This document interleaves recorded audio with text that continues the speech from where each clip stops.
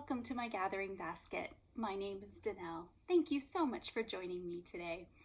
I've had several new subscribers in the last few days, so if you're one of those, thank you so much for checking me out. I hope you enjoy today's adventures and come back again. And if you have been with me for several weeks now, almost a year, that's scary. You've been here for almost a year with me. Thank you so much for joining me each and every time. It's been so much fun. I have just a little bit, mostly spinning and spinning, some project planning, some homestead stuff. So, as everybody says, let's just jump right in. First off, spinning. Last time, I believe I told you that I was starting to spin on some llama, which was roving that I had processed in a mill from a fleece that I bought several years ago. Well, I got about 25 ounces of it spun, and it is, if I shake that a little bit, can you see how bouncy that is? The drape on this is just amazing. It's like silk, only a little bit lighter. I really like this. It's a heavy lace weight, I guess you would call it. This is I think I ended up counting 98 yards in 25 grams. So weight-wise, it's a little bit heavier, but when I do a wraps per inch, it really comes out looking a little bit more like a lace weight, somewhere between a lace and fingering. So I'm thinking this would be a wonderful shawl. I've only got the 25 ounces spun up for right now. This is going to be an entry in the llama category of the Missouri State Fair. So that's what this is going to become, a fair entry, and then I can use it as swatching yarn for a project. I really think a shawl is what this is going to become. So that was my llama. And then just this morning, so it's still on the nitty-knotty, I got some of my Romney cross done. This is a Romney BFL cross, and again, it was a fleece that I picked out from a friend of mine's flock and had the roving done at the mill, and I was going for a worsted weight. I'm thinking sweaters on this. It's a little bit on the crisp side, but I think for a hard-wearing cardigan, this would be very nice. So I was a little bit frustrated with myself as I was spinning. It just seemed like it was really, especially as I was plying it, it seemed like it was really thick and thin. It's probably a worsted weight, I would say, but it seemed like it was very uneven. I was disappointed. I got it all plied up. Again, this is just a small sample. I think there's one category in the fair for a skein and swatch entry, meaning you do a skein that is judged, but they want to see a swatch knit or crocheted out of that yarn and in a stitch or pattern that's going to show off the yarn. So have you matched the spinning technique to the style of finished project, which is kind of a cool concept. A lot of times they will have you on the tag, on your entry tag, list what you intend your yarn to be used for in the hand spun categories.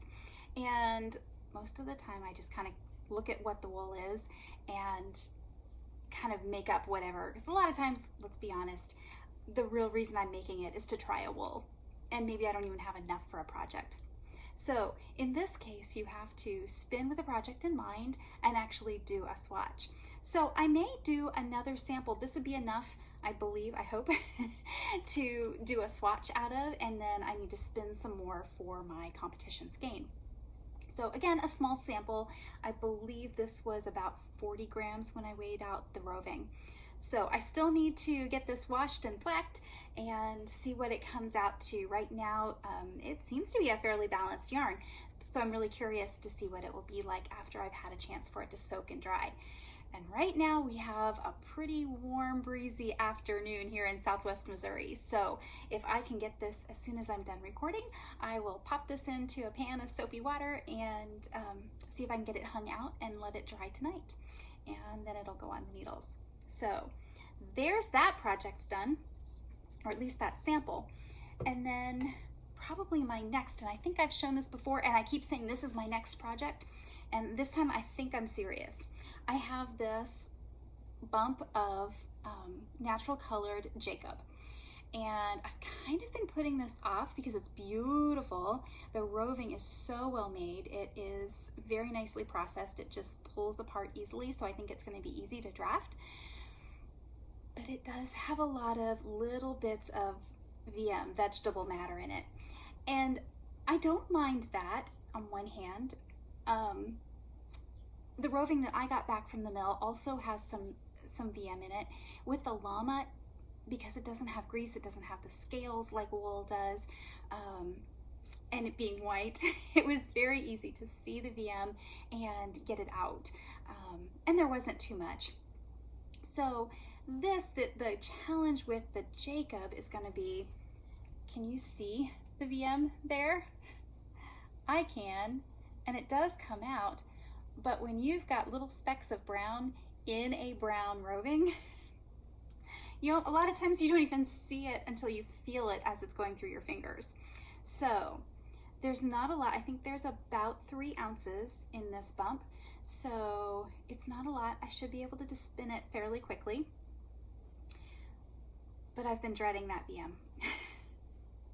So that's what I keep putting this off for, and I definitely want to spin the whole thing at once because this is all I have.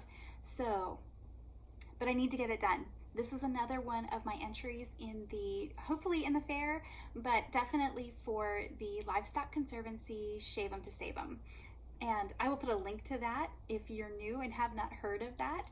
It's a project that's been started this spring by the Livestock Conservancy, which is a group that works on preserving heritage or rare breeds. And a number of, I believe there are 23 sheep breeds that are considered threatened, different conservation levels, some more than others. And Jacob is one of those breeds. So the whole project for Shave 'em to Save 'em is to put fiber artists, spinners, knitters, weavers, felters. There's been a lot of felters posting their projects lately. So all those people right in connection to the people that are raising these animals and producing the fiber. So this was some that I bought this spring and just have not. I also got another bump of a natural kind of a creamy white with some gray in it. So I'm thinking the 2 of those together. Ooh, there's my sample of the llama. So I'm hoping that the cream, getting that oatmeal, and then this natural brown, I think will make, I've got a color cat in mind. So this really needs to be my next thing on the wheel. I have so much spinning that I want to get done. So that's coming up. So there's what I've been doing and what I plan to do with spinning. When it comes to spinning, this is the little sample ball that I showed you last week in the skein of some BFL mohair that I had mill spun for me.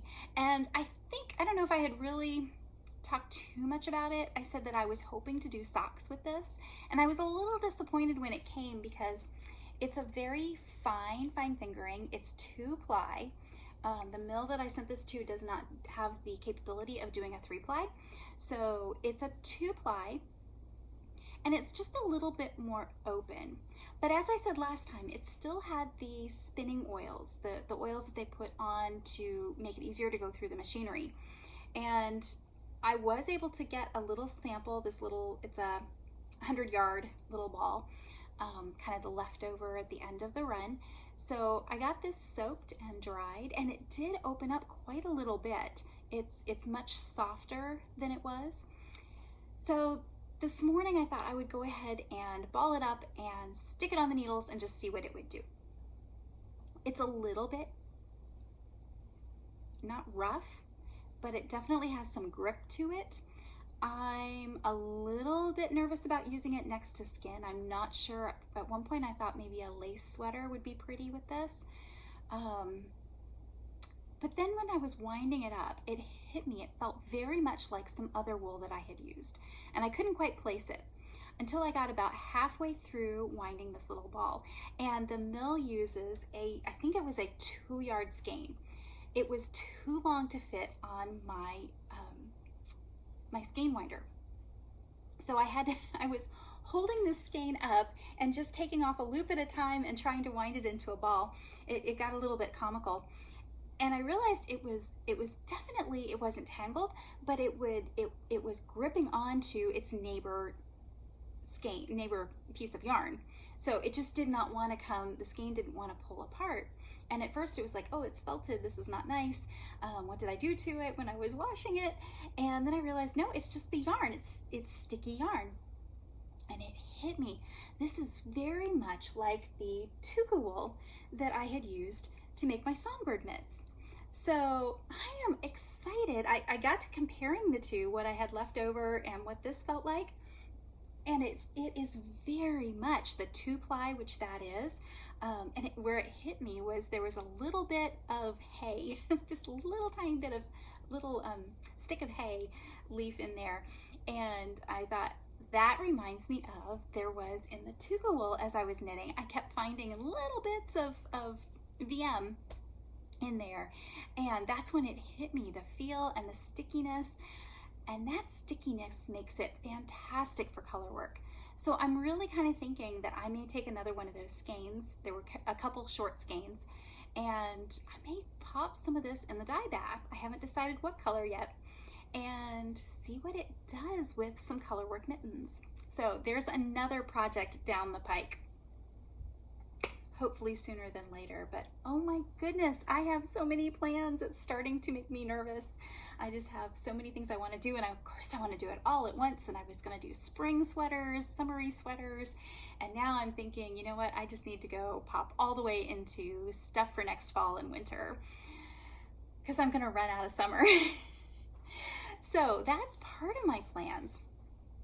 And then last week I was able to accompany some friends of mine, the dyers from Show Me Yarns, that live very close to me. And they go up every year to Zombie Knitpocalypse in Rochester, Minnesota. So it's just a 1-day market. And last year, and I think I told you the story last year, it was quite a comical weekend. We had a lot of adventures. Car troubles, cat troubles. Oh my goodness, it was crazy. And this year they, for some reason, invited me along again. So I went up there with them, crazy 1-day drive, set up the booth the next morning, sell yarn for like 5 hours, tear everything down, jump in the van the next morning and drive home. So fast flying trip. Of course I took a couple different projects with me. I knit 1 row on 1 pair of socks. So par for the course for a knitting event, right? And I always, for the second time, I allowed myself 1 skein. And the nice part about going and helping with a booth is you're kind of busy through most of it. So we did kind of spell each other, and there were times where it was slower than others, and we were able to take a couple trips around at ZK, as it's known. It's a smaller market and just kind of all in one room. It's perfect size for the event that they have. It's a lot of fun, and definitely some yarn folks that I don't see at other places. One of which is Berry Fun Yarns, Tanya. So there's her card. Their family they're near Rochester, I believe, and their family has a pick your own strawberry farm. So hence the name. And she does amazing natural dyes. So last year I had bought a skein, and I have not used it because it's one of those precious skeins that I want it to be the right thing. So I have some ideas in mind, and I just haven't committed to the right pattern yet. But this year I wanted to see what else she had and maybe get something that would coordinate. I found, this is her jewel fingering, and it's an 80 superwash merino, 10 cashmere, 10 nylon. So 80, 10, 10, 400 yards. And I saw the color on this, and I really didn't know what she had dyed it with. And one thing I love with Tanya is she puts on the back all the flowers that she used. Do you see this? She dyed this with lilacs. I have never heard of dyeing with lilacs. And so I asked her, is this the leaves or the flowers. And she said, oh, it's from the flowers. And she had another stand, hooks, whatever, hanging these other skeins that were really pretty. It's what caught my eye at first. They were kind of a gray green. And I saw those, and I saw that it said lilacs. And when I was talking to her, she said, and I was saying, you know, it's such an interesting color of green. And she said, well, she said, that was this year's, and we've had so much rain. And the amount of rain really affects the dye color. Well, I knew that, but to see it in person with last year's lilac dye, which is this, and that's a really good representation, at least on my screen. So this is just that really pretty mint green, and then it was a gray green this year. And she's the one that she went digging for this skein and said, you'll see the difference, you'll notice the difference. This is what it was like last year when I dyed the lilac, and it was a much drier season. So very interesting. That's one thing I really like with natural dyeing. It's always a different adventure. Every year, every dye bath is just slightly different. You can't control this if you're using natural dye material. And if you get into extracts and things like that, it's a different game. Still a little bit chancy, but especially when you're using the actual leaves, flowers, that kind of thing. Every year, every plant is a little bit different. So I was just really taken with that green. And then when I looked at the tag, saw the lilacs, and her name is Fairy Garden for that colorway. I loved that. So again, I don't know what I'll be making with this skein. I'm really, really excited about it though. It's such a pretty color. I do have, with it being the MCN, I have a skein of silk that's these real pretty muted pastels. It's more of a peach and cream, I believe, combination. But I'm kind of thinking I might pair that together and do this as the body of a shawl and then the silk maybe as the edging. I don't know. That's just kind of one thought that I had. So anyway, this was my one skein, and then I actually bought 2 more. So last year I was able to make it as one skein for the weekend, was all I bought. This year I wasn't quite as good, and I'll show you the others. The other skeins were some that I got from Show Me Yarns right at the very end. In fact, I had to tell them too that they're going to have to bill me for the skeins because we were packing up, and I said, okay, I'm going to do it. And those were a couple that I had for a color work hat that I have in mind. So I will show you those when I get that project cast on. Again, another one I want to do so quickly, I think it's going to be a lot of fun, is a set of hat and mittens that I want to make. So I grabbed those real quick and as we were packing up. So I will show you that in the future, but this was my one precious skein, my souvenir skein from Zombie Apocalypse 2019. And it was still another adventure. On the going up went pretty well, and then on the way down we had van trouble again. But we made it. We got all the way home. Everybody was safe. We arrived home on time, and it was wonderful to see a lot of friends up there and meet some new people as well and try some new yarns. The only other knitting that I have to really show you, and again, this is just in the planning stage, I feel like a failure this time, but last year, well, let me back up. I have several sweaters that I have made with Show Me Yarns, and I'll put their link below. Over the last few years, I've knit several sweaters. I think I've shown you all of them on the podcast out of their yarn, and I've lent them to Show Me to use as booth samples. So this last year, they asked me if I would be interested in knitting up another booth sample for them. And I said, sure. The ones that I've done in the past were just ones that I had knit, and during the off season when I'm not wearing them and they have most of their shows, like during the summer and very early fall, sure, if you want to use them in your booth, I don't have to store them and they can use them. So that's what we've been doing. But this time they said, we have a pattern we'd really like to have knit up and we don't have time. Would you be interested? Sure. I have trouble saying no. So they handed me the pattern by Lisa Ross called the Palette Sweater. This was originally done with gradient kits, but it takes multiple gradient kits depending on your size. So they gave me the pattern and then dyed up some yarn. They asked me for a color preference and I said I like them all. So they gave me, at ZK last weekend, they gave me the gradient. This is an intimidating amount of yarn to be knitting up, but this is their worsted weight, so it should go quickly. And it's a very simple sweater, really.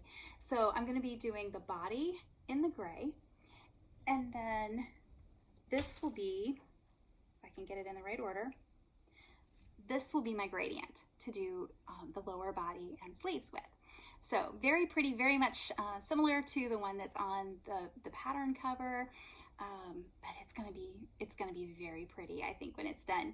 And they're trying to go back and forth. They want to know how much yarn this actually takes because it's done in gradients, and really it may be just a little bit cheaper to buy full skeins. So that's part of what I'm testing, is to find out the yardage that's going to be required if you would have to do a full skein. So this is probably, I have one ball of the gray kicked up, and I'm gonna go ahead and try. It is recommended for a US size 6, and I tend to knit a little bit loose. So I think I'm probably gonna start sampling, swatching with about a 5 and see where that goes. Because I'd really like to they told me it was no hurry, they just wanted it this winter. I've got plenty of time, but honestly, I'd just like to get it done. So I'm not putting it off. I don't particularly like procrastinating, although I do my fair share of it. So that will be one of the next projects that I have on the needles. I think that's about it in the yarn line of things. That's everything I have sitting around anyway. So moving on to sewing, quilting especially. Got a new quilt behind me. This is a trip around the world. It's a very old pattern in general, and it's a very old design specifically by Eleanore Burns. Eleanore Burns is a quilting instructor that has been around for quite some time, very well known, and she came up with the quilt in the day patterns. So they're simplified patterns, simplified versions of very traditional patterns. She's done log cabins, different 9 patches, 4 patches, and this is a trip around the world. So friends of mine gave me a kit for this 8 or 9 years ago, and I've been just kind of piecing on it here and there. I did most of it over about a week time, and then what happened was they gave me a kit for a lap wall hanging lap size, and I decided I wanted a bed size. So I thought in my little quilting brain that I could just buy some more fabrics to add some more layers around the outside. I didn't really understand how the pattern went together. So that's not as easy as it sounds, because I was running out of these layers repeat, and I was running out of some of the other colors, and it just didn't, the more I played with it, the worse it got, quite frankly. So I kind of put it aside, and every once in a while I'd drag it out and say, I'm going to finish this, I'm just going to get it done. And finally I decided it is time. I really want this to be finished. What happened is I ended up with a long, narrow quilt. And that works fine if you're sitting in a recliner or something like that, or laying on the couch and you don't need a big, wide Afghan quilt going all the way to the floor. Just something to cover you up. So I went ahead and added a couple borders, or a border, to the side here. And they actually, they made this kit for me with the book and a pair of scissors and just a fun gift. And all of these were picked out because I like honeybees. So several of the prints have honeybees, this purple and this cream here. And then I love lavender, so they put lavender in there, and it's just happy colors. So I was really excited to get this quilt done. So what's been taking most of my time the last few weeks is I bought my very own long arm quilting machine.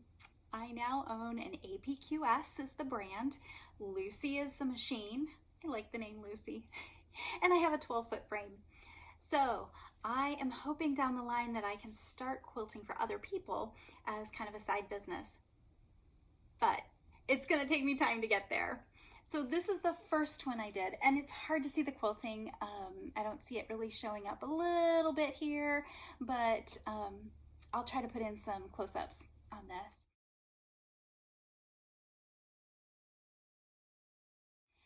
This is my first one, and it looks really good on the top side. If I flip it over, though, I have some tension issues with my machine. So I spent most of yesterday just working on getting the tension straight. And I think I have the tension straight, and then I had all sorts of mechanical alarms going off. So the nice thing about having a long arm quilting machine with a 12-foot table attached is when you get frustrated, you cannot throw it out the window. So I had to just walk away. But for now, it's set up over at my parents' house and in a game room that they weren't really using. So that's become my quilt studio, at least for the time. And I'm trying to get a couple more quilts put together that it's kind of that balance between I want a quilt that I can do something with afterwards, but I don't want it to be so precious that if I mess it up, I'm going to be really upset. So I've been frantically trying to make some quilt tops that are just really simple, using scraps and leftovers. And then I also have several friends that do a lot of charity quilting, and they have said, you know, hey, I'll give you 5 tops that you can play with. So that's been taking a lot of my free time. But the next quilt that I want to put together, I don't know if it'll be the next one, but here pretty quick.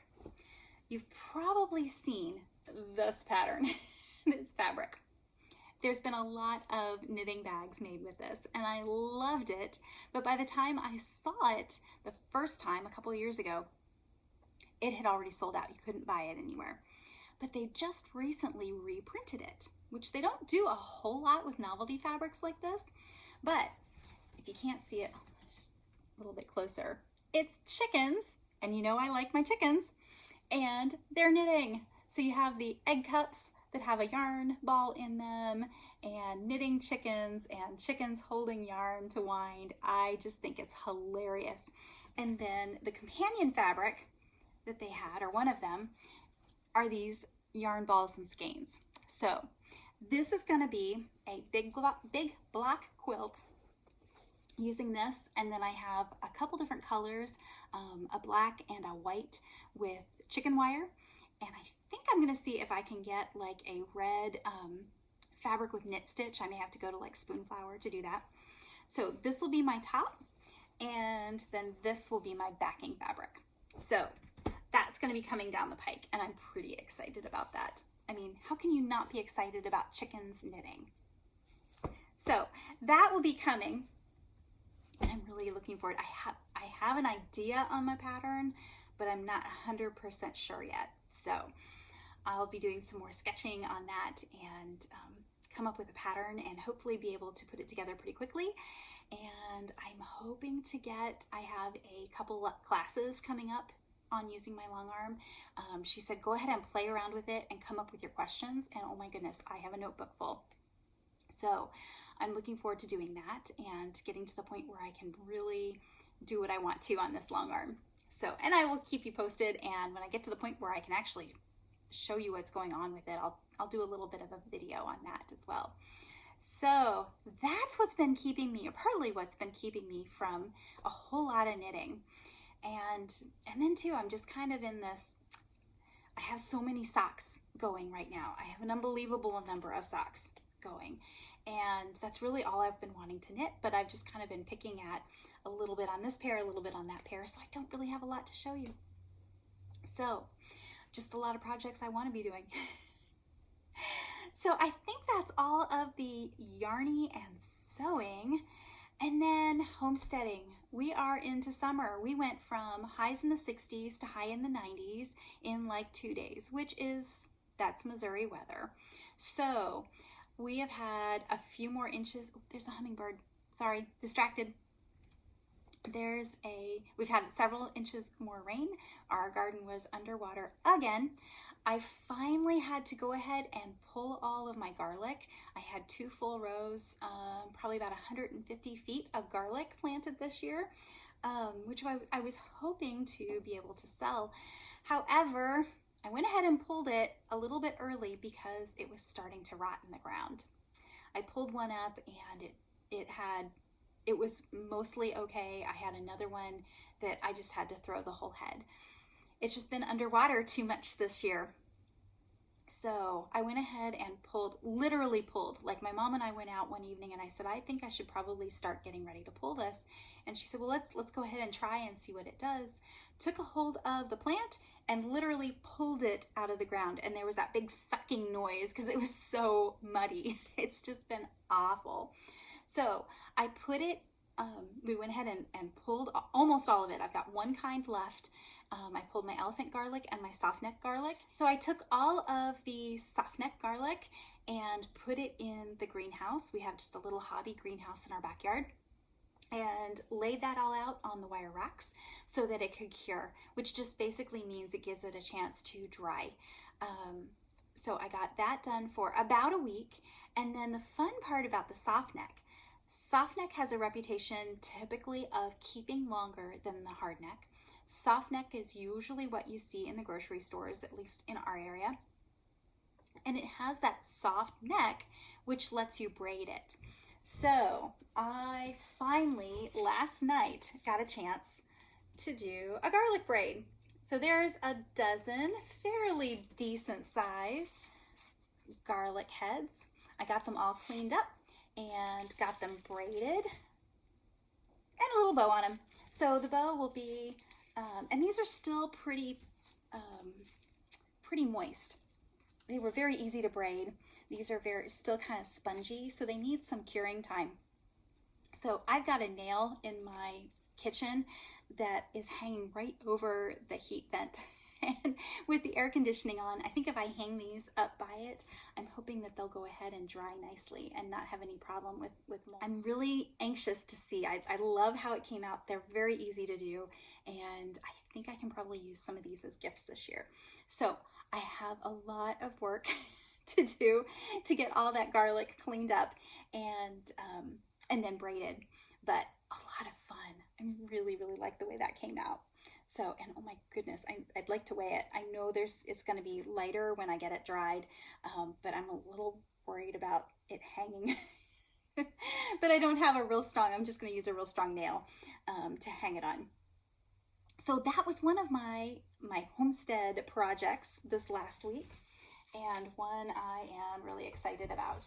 So, and this way, definitely with it hanging, I can keep a little bit better eye on it. And hopefully I won't have anything mold or any mold problems, because I had that one year. I thought I had let it sit out for weeks, probably a month or more, and I thought it was good and dry, and then I put them in a container that was not airtight, but a little bit more sealed than I really had thought it was.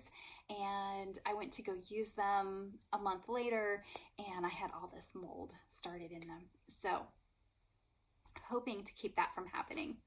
And then, yeah, I'd like to get some more made. And if I ever get a chance to get other stuff from our garden, which is doing better, thank you for all of those that gave me their garden sympathy. We have tomatoes setting on, and a few of them are starting to look like maybe they'll even ripen. So we'll see. And we've basically finished with our broccoli and the cabbage, and the peas are done. Corn will probably be a couple weeks yet before it's ready to pick, and other things are starting to set on. So we've had some drier weather, and yesterday my mom went through and tilled up. The problem was we had so much grass grow while it was wet, and we couldn't get in the garden to clean it out. So it looks like a lawn, and trying to till that up and get it ready to plant is quite a job. So we did have to bring a tiller through there and get it all worked up again, and we planted a row of beans yesterday. We've got several other things. We're going to have to replant basil, probably do another row or two of beans down the road, and So yeah, we are actually getting some things out of the garden, not as much as we should be, but I'm hoping if we get to the point where we have some produce that I can take to farmer's market, then I'll be able to take some of the garlic braids with me as well. It's kind of nice that they keep. So that's what I've been doing garden-wise. And then speaking of keeping things and getting them in jars, I had a little bit of ginger left over from last year's harvest. I like to grow my own ginger when I can, and I had 3 scrappy little pieces and I hadn't used them, so they were just sitting up in a jar on my shelf. And the other day I went to get them down to try using them, and they had sprouted. So these are a little bit dirty because I went ahead and stuck them in a pot of dirt. So you can see them starting to stick out there. And I pulled one out, and in the week and a half that I have had them in the ground, we've already got some roots that are starting. You see right, I don't know if you can tell, right here, there's a root coming out, and some other little greens are starting to pop in there. So I wasn't sure, I mean, this has been a year. I wasn't sure if they would still grow or not, but they are actually, and the sprouts were getting all dried up when I took them out. I had just totally forgotten about them. So I'm really happy that they are starting to grow. Typically, I will plant my ginger root like February, March, and it takes about 10 months to get to harvest. So I won't be harvesting this year, but I'll have some maybe next spring or next summer. So, and I can always let it grow more, and I'll have a little bit more garlic, good grief, I have garlic because I can smell the garlic, it smells wonderful, but I'll have ginger for next year.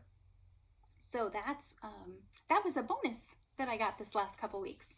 So I have garlic that I am braiding and ginger that I am growing. We have picked all of our gooseberries, which this is the first year. Typically I pick them green, and they're kind of tart, wonderful in pies, great with strawberries. Gooseberry strawberry pie is very good. This year I didn't have time to pick them, so I let them go until they were actually red, which I knew these would get red. Some gooseberries are more of green and some are red. I had never tried to let them go. I had been told that they weren't as good. I was lied to. They are wonderful when they start turning red. They get actually sweeter. I had been told the opposite. So I'm not sure why the discrepancy there, but these just by accident, happy accident, we let go red. And Mom made a gooseberry cobbler, or like a crumble, last week with them, and they are so good.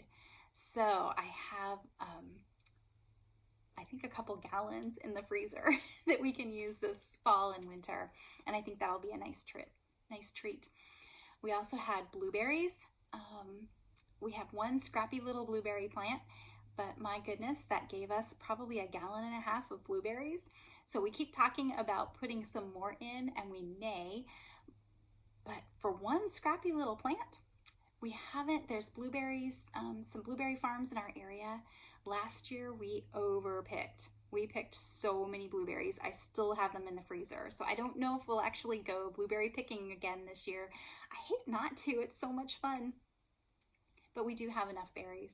So we've got berries, strawberries, gooseberries, raspberries. We had a few. We have some new canes that we planted last summer. So this was their first year to be bearing, and they did pretty well as well. I have, I think, a couple quarts that I was able to pick and put in the freezer.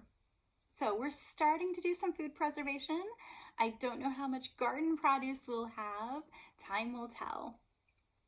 And then I think last time I told you that I had some bluebirds that showed up. So they showed up for a few days, and they started playing around with, we have a bluebird nest box, and then next thing I knew, I saw sparrows going in and out. Well, sparrows tend to take over bluebird nests. That's a pretty common problem, and why we had backed off. We actually took down our nest boxes and our bluebird feeders a couple years ago because they were just overrun by sparrows. But this year, they were gone for a few days, and then next thing I knew, they were back. I was going up one evening to take care of our chickens, and I had to pass by the bluebird box. And as soon as I walked by, these birds go darting out. The hole of the nest box is right about at my head level when I'm walking. And these little birds just shot out. I had scared them and they scared me. So the other, I guess it was yesterday or day before, I was out and I hadn't seen the bluebirds. And bluebirds, if you get a chance to see one, a nest, they have the cutest little, it's a very neat little nest. They have, it's mostly grass, and they just weave that grass together so neatly and makes this nice little cup. Sparrows are bad housekeepers, and usually there's grass hanging out the sides of the nest box and out the hole, and it's just a very, very fast, looks messy type of nest. And I saw some grass hanging out. Well, so I wasn't sure if we actually had bluebirds or if they were sparrows or if there was even anything in there. So I peeked in the hole, and sure enough, this little tiny bird beak came out at me. So I have a nest or a clutch of bluebirds in my backyard. I'm so excited. It's been years since we had any. My grandmother was so good at feeding the bluebirds. We had a little glass feeder that we could feed mealworms to them. And we actually grew mealworms that so we'd have a good enough supply. And at one point we had 14, she counted 14 bluebirds sitting on the electric line out in our backyard. And we haven't had anywhere near that since. So I keep thinking I see one. So I was so excited to see baby birds in that nest box again. And here in probably a couple weeks, we'll start seeing them hopefully flying. So we're keeping a close eye on them. They are so pretty to watch. We also saw an indigo bunting, which is not real common in our area. And that little bunting, oh my goodness, it's just bright electric blue. So bluebirds, indigo buntings, we have some hawks that have made nests in our area, which I'm not terribly excited about because of my chickens. And then we've also had a fox family. My parents saw the fox kits running and playing around our blueberry bush the other day. They said it was really cute. And then Mom came, and I guess Mom was actually sunning herself on my parents' back deck. So they've gotten very tame, and at least 2 of the kits we often have a nest of them back in one of our barns. It's been a lot of fun. We've had a lot of nature to watch this summer and spring, and probably we'll have more as we get into fall. Sometimes we'll have wild turkeys that come make nests in our creek bed. So a lot of fun stuff to watch. And then butterflies, they come through, and then there's kind of a lull in the number of butterflies, and then they start back up coming through and nesting, or not nesting, birds in the brain, start laying eggs again and start passing through. So we've been starting to see a few new species, giant swallowtails and things like that. So hopefully in a few weeks I'll be able to have the time to bring in some butterflies, some monarch eggs, and hatch a few again for tagging season this fall. So much going on, just a little bit of knitting, and I'm sorry that was a lot of chatter. Thank you for sticking with me through it, and I hope it's interesting. If you have any comments or questions or things you would like me to hear, like me to talk about more, or things that Danelle just be quiet about it, I would love to have your comments. Let me know what you're doing this summer. Are you in a summer knitting slump as well? I'm not usually, but this year it just seems between the knitting machine and trying to make something out of the garden and a lot more spinning than I usually do. It just seems like knitting has kind of gotten pushed to the side. I promise there will be more content coming. Until I get a chance to see you again in a couple weeks, I hope you have a wonderful summer, whatever your plans are. Are you going on vacation? Are you staying home? I would love to know what you're doing. But I hope whatever it is the next couple weeks, that your gathering basket is full and overflowing with blessings. Thank you once again for joining me. Bye for now.